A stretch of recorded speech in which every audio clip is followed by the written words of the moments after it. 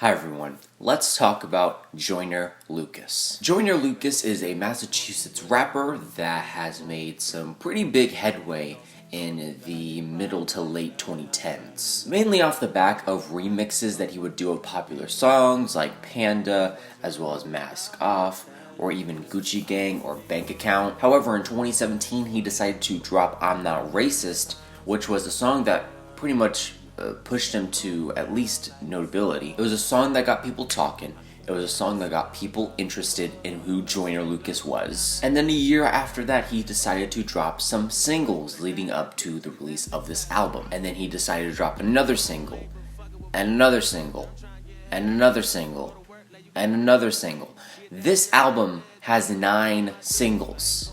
In an 18-track album, we get 5 unique songs. Those are the I Lied introduction, The War, Goldmine, Finally, and Still Can't Love. Excluding the skits on this record, which there are 4 of, 2 of them are horrendous. The other 2 are just actors or comedians that it's basically, voicemail. But yeah, this has to be one of the worst album rollouts I've ever seen, I've ever looked at, I've ever been aware of. Because truly and honestly, why would you want to put out an album that has practically already been released? You're practically putting out a deluxe version of an album. Anyway, let's start off with, the skits, because I think that's an interesting point to jump off.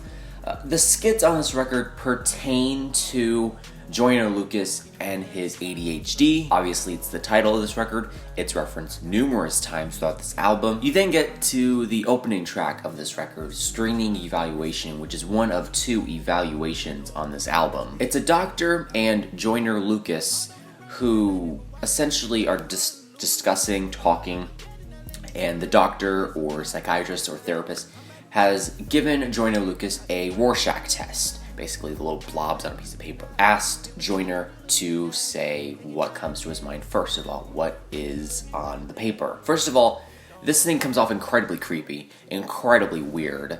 I cannot listen to these more than once. Like, the second time I try to listen to them, I just skip them completely. So, pardon me if I'm getting something wrong, but I just did not want to listen to them. And then we get the introduction to the album, I Lied, which is essentially Joyner Lucas telling his audience and his fans that he's used other people to, bounce off of taking their money, not giving it back, to make himself famous. Like, how much of a tool you have to be to ramble, rant, and brag about taking other people's money and not giving it back to them. I don't know.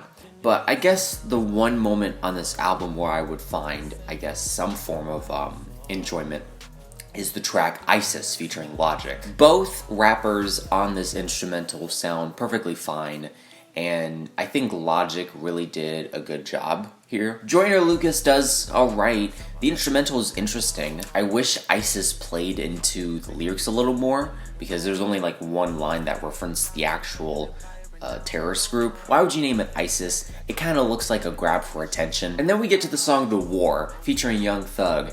And look, I'm all about being inspired by artists using their influence to help drive your albums or your songs. But good God, could you sound any more like Ty Dolla $ign? Like, Jesus Christ, you are like a 99-cent store version of Ty Dolla $ign.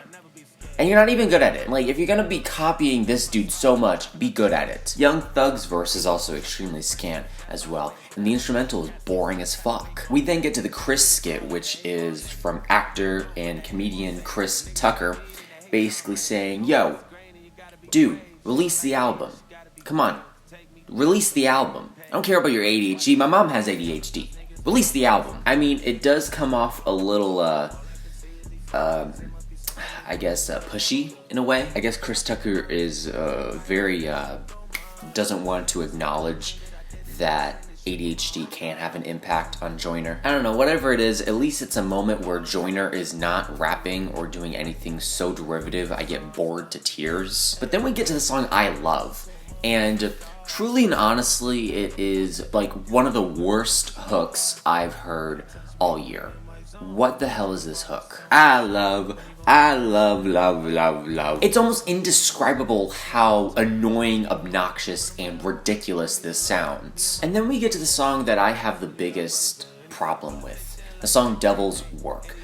Many people look at the song and they're like, oh, it's an interesting song, you know? I feel the same way. Surely it would be nice if we could pick and choose who can go to heaven and who stays here. But this song does not come off like a genuine expression of sadness or grief. This honestly has to be one of the most selfish songs I've heard in a long time. Because all Joyner Lucas is doing on the song essentially is name-dropping celebrities and other people like Dylan Roof or Emmett Till, victims of racial and gun violence, police brutality, and also people who committed those crimes or people that shot people. Essentially, you are just saying the names to get attention, and you're not doing anything other than that. And given how quick this song came out right after the death of Nipsey Hussle, it just seems so much like a grab for attention. It's a song that's being mad for the sake of being mad. And it has to be the worst song on this record,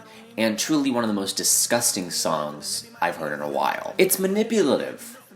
It's just incredibly manipulative. Again, I just truly and honestly dislike this song because, again, it tries to tear at the heartstrings, but instead it kind of makes you, I guess, angry. Because Joyner is pointing the blame to a figure that, for the most part, depending on who you are, doesn't really have a lot of control in your life. Let alone, why would you want them to bring back another person to take another person? Right? The song Lotto does the same idea that the next song 10 Bands does, and vice versa. They honestly sound like Lil Pump ripoffs. Then we get to the track Kevin, which is a skit that's done by Kevin Hart. I guess this is a moment where I can say it's like at least a little laughable. Yeah, it's not a terrible moment. It's not a song. It's just a skit that's 50 seconds long. The song Goldmine sounds like he's kind of playing off of what Gunna's doing, which, why you would want to take from one of the most derivative rappers nowadays, I don't know. There's just so much lack of energy on this song.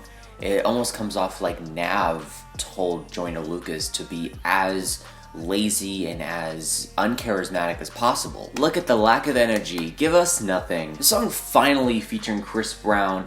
Well, look, Chris Brown has decent vocal chops.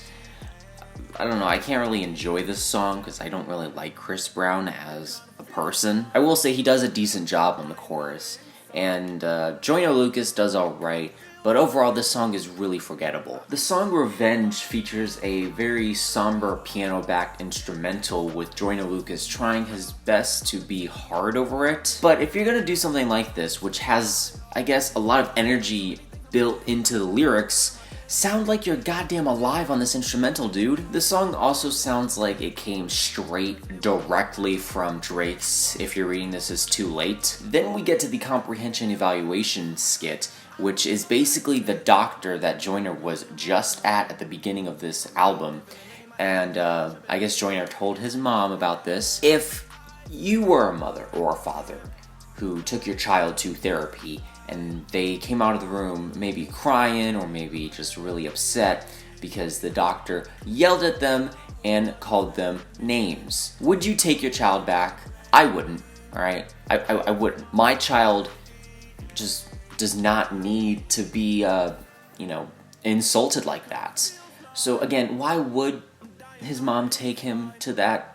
Whatever it is. This time in the office, Joyner is offered lean and cocaine for his ADHD. And then really the track ends all that much and say, don't tell your mom. The title track to this record comes off like a rap sung song with a moment where you're supposed to, I guess, have a catchy verse. But I'm kind of confused on what I'm supposed to be, I guess, remembering with this song, because I definitely know the chorus isn't catchy.